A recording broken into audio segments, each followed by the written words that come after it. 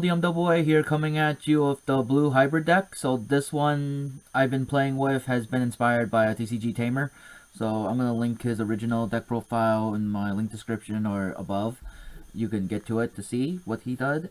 So this deck was inspired by him because he decided to do like an Emperor Greymon Magna Garurumon type thing. So I played with it and it actually works pretty good. So I'm going to show off the build here in a sec. So I run 4 Strabimon from BT4. On play, you can search top 3, add a blue Tamer and blue hybrid, or not blue hybrid, any hybrid. So you can grab any hybrid, so that's really cool. So you can grab the Emperor Greymon actually with this card. And then blue Tamers are like all over the place, so you'll probably hit something. And then I run 3 of the memory Strabimon from BT6. When attacking, once returned this Digimon is hybrid, you gain 1 memory, so that's pretty good. So I run 3 of that one. Then I run 3 of this one because his search ability is kind of okay from the new adventure BT7. So on play reveal top 4, add 1 Digimon with hybrid, Susanomon or Koji, and so you only can pick 1, which I don't like. Then on deletion inheritable, you can play a Koji from your hand. And then 2 Psychomon. This can also be Madoki Beta, that's fine too. It stops the reduction costs. I think this one's more valuable, but memory is also not a wrong move. You know, so that's my rookie count.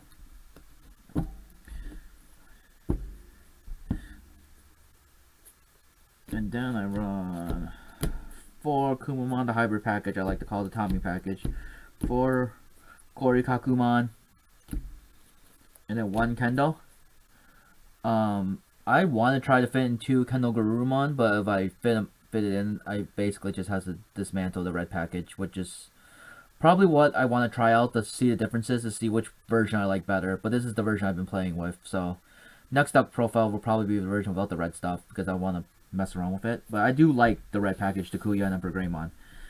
So I run the package because you know at this point why, and then the Kendo is just good to bounce level 3s back to hand in case you need to get rid of stuff. And then I want to run the other Kendo Garurumon from BT7 because it gets jamming when you Digivolve into him, and that's pretty good. And you can Digivolve on top, like Korikakumon. Then the only ultimate I run is Beowulfmon, so this has not been an issue. I think this guy is really good. You can Digivolve on top of a Digimon with Tamer in the sources for 1, so you can reduce the cost by 2. So that's the reason why I run the Sayoko over Madoki Beta, because I want to stop my opponent from being able to cheat their way into their ultimate, especially a yellow hybrid. Because them being able to cheat that Jet Sylphie is very broken. Right, so that's the only ultimate, which is fine because I only run 2 Magna Garurumons. So Magna Garurumon is really a very interesting card. So when you Digivolve or attack with it once per turn, you may return 1 card with hybrid in the straight from your Digimon sources to your hand to return one of your opponent's Digimon with the same level to the hand, trash the rest.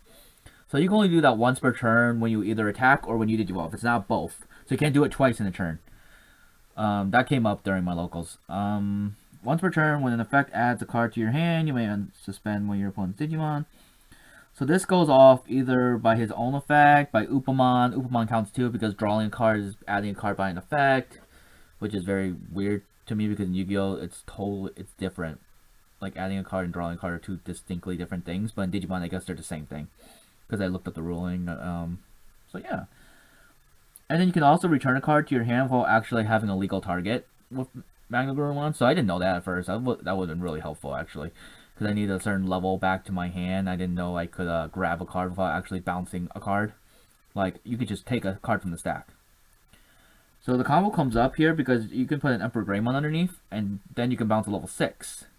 That's the main combo I'm trying to do with this, which has come up against my plays, because being able to bounce a level 6 is a very strong move. So, like, when you do the Koji and Takuya, or just the Koji, you can do it. So that's why Emperor Greymon is really good. Because then you can put it back in your hand, then you can set up for the Takuya later. Because if your Magna dies, then you get 5 hybrids auto in the trash. Like, you already have 5 in there. Then you can go right into the Blitz, Emperor Greymon. So Emperor Greymon can Blitz when he Digivolves, and then once per turn, when this Digimon's blocked, you can unsuspend it and gain 1 memory for each Digisource with hybrid. So it's good. So that's why I run that. It's really good. Let's see. You guys to the side here. Let's see. 3 Pokemon because Pokemon's really good. Reveal top 5. Add a. Let's see. Add 1 Digimon hybrid or 10 warriors and a Tamer card. Then place the remaining Vana, then when one of your Tamers digivolves, you gain 2 memory. So it's like really good. Then I love Namon. I think Namon's really good too. On play, you can play a Tamer with an inheritable from your hand while playing a memory cost. You can basically like play, you get an extra Tamer out like the Kuya or Tommy or Koji out, which is really good. And then when all turns, when your Digimon with Tamer card is delayed, you may play 1 Tamer card from your trash while paying the memory cost. So this is really good because it doesn't say with an inheritable. So you can play literally any of them, like Davis or Sora and Joe, basically. So they're all fair game when it comes to the second effect. So my white Digimon. I run 4 Tommy, because Tommy's really good. On play, you can trash the bottom 3. Yeah, trash the 3 cards from the bottom of your opponent's Digimon. Then its inheritable is really good when attacking until the end of your opponent's next turn. When your opponent's Digimon no sources can't attack or block. So that's really strong when you combine it with Kumamon and the Korikakumon and then Magna. It's really good. 3 Davis because memory setter and reveal top 3. Add a blue or green Digimon to your hand. So that's really good. Davis is getting a reprint in the starter decks finally, and he looks way better. So I want a playset of that, obviously. Like, gimme. 2 Sora and Joe. If your opponent has a Digimon with no sources, you gain 2 memory, and then you can tap this when your blue Digimon attacks, and you can rip 2 from the source. So that's strong.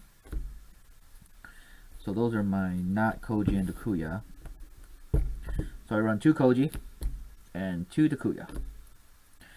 So they have basically the same effect, except slightly different. So Koji lets you put 5 hybrids from your hand underneath him to digivolve into the Magna Garuma for the memory cost as if it's a level 5. Then its inheritable is when an effect adds a card to your hand, gain 1 memory, then this Digimon can't be blocked. So it's really good actually, because gaining that memory is good. Then being able to guarantee your swing is strong as well. And then if the Magna dies for some reason, then you got the Kuya who can bring 5 from the trash underneath him. And his inheritable is if this Digimon gets plus 2,000, and then if it has 10,000 or more, it gets plus 1 security. So your Emperor Greymon's guaranteed a plus 1 security because he's going to be 12k on his own. And then he's going to be 14 because the Kuya gives him plus 2k. So it's a really good card for this deck because neither of these specify color. So you can do it with any hybrids. I mean, I found that out during the sneak peek because I was trying to do it. I was like, any hybrid? Alright, I'm about to grab this green, yellow, etc. You know, put them underneath. Do the thing. It's really good. I'm not sure I'll commit to the package, but it's been a lot of fun playing with the package. Like, I need to keep playing with the package before I decide to playtest Pure Blue Hybrid. Then I play 2 Howling Boost and 1 Ice Wall. So I don't think I need Hammer Sparks in this build because you got Pokemon, you got the Howling, you got Ice Wall. You got other stuff to gain your memory too, like Koji. So that's my build. I've really been enjoying this deck. TCG Tamer did a really good job of pointing out this deck and explaining the combos and why this actually works pretty effectively. And I playtested it, and I generally just need to get better at Blue Hybrid. I didn't know of all these nuanced rulings about Magna Garuma and all that. So it's like once I get better at it, I feel like this deck is actually really strong. Because being able to gain the memory off the Strabi, Koji, Howling, Pokemon, being able to stun with Tommy, this deck is just really strong even with Ice Wall at 1. If Ice Wall wasn't at 1, this deck would be even more annoying because I'd be playing 4 of this no matter what. I'd be like 4, 4, 4, 4. That was the original plan before the ban list came out. So yeah, that's my build. Thank you all so much for watching. Make sure to check out TCG Tamer's build too because he explains the combo way better than I do. I think he explains it like at the start of his video before he even goes into the details. So yeah. Thanks again, and I'll see you all next time.